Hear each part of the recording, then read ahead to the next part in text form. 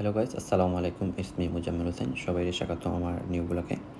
কিছুদিন আগে আমি জুমেরা মার্শাল আরব নিউ ওপেনিং হয় 5 স্টার হোটেল, ওইখানে আমি স্টে করি। ওইটারই এক্সপিরিয়েন্স আপনাদের সাথে শেয়ার করার চেষ্টা করব।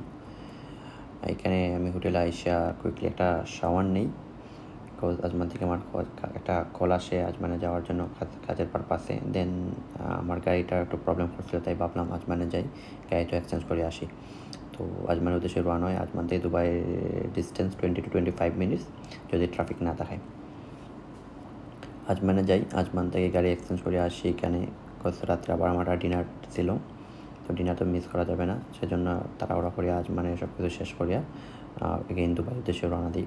তো দুবাই এখানে হোটেলে আসিয়া ডিনারের জন্য হই। তো ডিনারের জন্য আমি একটা ইতালিয়ান রেস্টুরেন্ট চুজ করি। এখানে সব ফুডগুলোই মোটামুটি ভালোই ছিল, আর ওরা স্পেশালি আমার ট্রাই বলছিল তোদের বার্গার ট্রাই করার জন্য। ওদের বার্গার নাকি এখানে স্পেশাল, তো ট্রাই করি।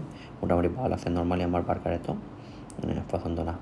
দেন ডিনার শেষে হোটেল রুমে আইসা ব্যালকনিতে একটু বসি, ফোন স্ক্রল করি, অনেক পিকচার ছিল এগুলো ডিলিট করি, সব কিছু পরে যাই ঘুমাই যাই। আর ঘুমতে উঠে দেখি বাইরের ওয়েদারটা যথেষ্ট ভালো হয়। আর আমি যেদিন আসলাম ওই দিন একটু ওয়েদার মেঘাচ্ছন্ন ছিল, যার কারণে তেমন একটা পিকচার্স বাগেরা নিতাম পারি নাই। তো কিছু পিকচার্স নেই ফোনের জন্য, স্টোরির জন্য। দেন বাইরের কিছু ভিডিও শ্যুট নেই, বাস এইগুলা শ্যুট করিয়া একটু মুড হয়েছিল সুইমিংয়ের জন্য, তাই ভাবলাম একটু সুইমিং পুলে যাই।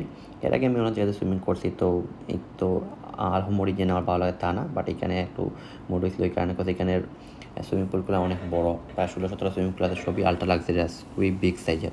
নর্মালি হোটেলে এত বড় থাকে না, এটা তো মূলত হোটেল না, এটা রিসোর্টই বলা যায় এটারে।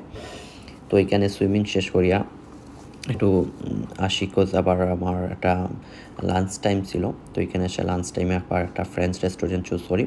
তো খুবই লাইট একটা মিল নেই, কোচ ব্রেকফাস্টটা স্ট্রং হয়েছিল আমার।